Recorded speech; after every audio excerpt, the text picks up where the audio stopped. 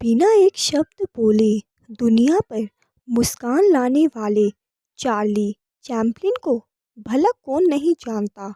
वह न सिर्फ बेहतरीन अभिनेता और निर्देशक थे, बल्कि वह एक निर्माता, पटकथा लेखक और संगीतकार भी थे।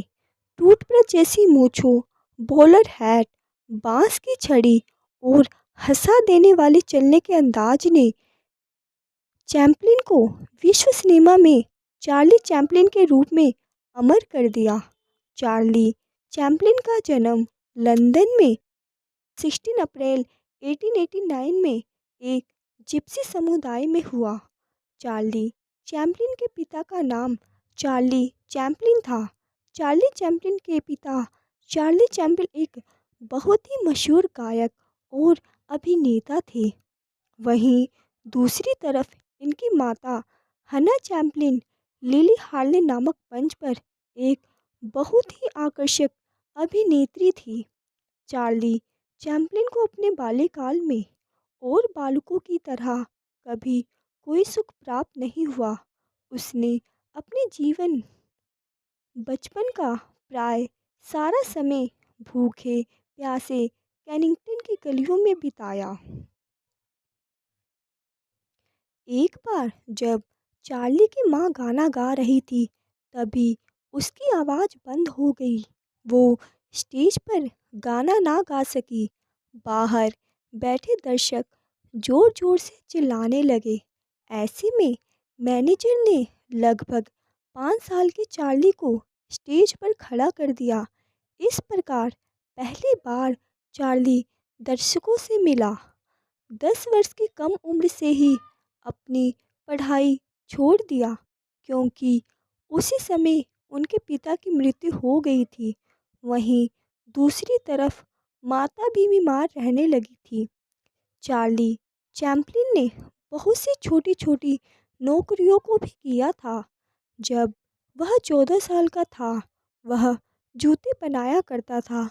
उस समय वह नाचता और तरह तरह के गीत गाता।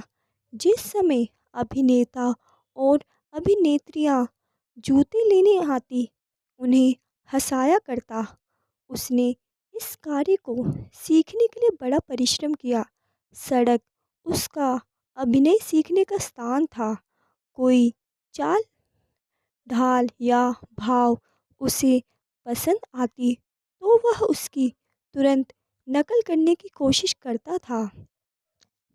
कैनिंगटन रोड पर एक बड़ा कोच वान रहता था, जो अपने पाँवों के खराबी के कारण अजीब किस्म के जूते पहनकर टेढ़े टेढ़े पैरों से चलता था। चार्ली के लिए यह बड़ा आनंद का विषय था। वह सदा उसे बड़े ध्यान से देखता और स्वयं भी वैसा करने का यत्न करता था। अंत में वह इस दर्जे तक पहुंच गया कि जिसे देखकर जनता स्वयं हंसने लगती थी। इसका फायदा मौनी युग में बहुत ही भरपूर मात्रा में उठाया गया। मौनी युग उसे कहा जाता है जब फिल्मों में आवाज़ नहीं होती थी, परंतु सिर्फ उन्हें देखा जाता था। सन 1914 में चार्ली चैपलिन ने अपनी फिल्मी कैरियर की शुरुआत की। द ग्रेट डिक्टेटर 1940 में उनकी पहली बोलती फिल्म थी। इस फिल्म में उन्होंने इतिहास के तानाशाह कहे जाने वाले एडोल्फ हिटलर का किरदार अदा किया था। लंदन में जन्मे चार्ली चैपलिन ने अपनी जिंदगी के आखिरी 25 साल स्विट्ज़रलैंड में बिताए। स्विट्ज़रलैंड में यहीं पर चार्ली की मुलाकात जवाहरलाल नेहरू और इंदिरा गांधी से हुई। उस समय नेहरू जी भारत के प्रधानमंत्री थे। चैपलिन को 2 बार ऑस्कर पुरस्कार, अंतर्राष्ट्रीय शांति पुरस्कार और दूसरे कई पुरस्कारों से सम्मानित किया गया।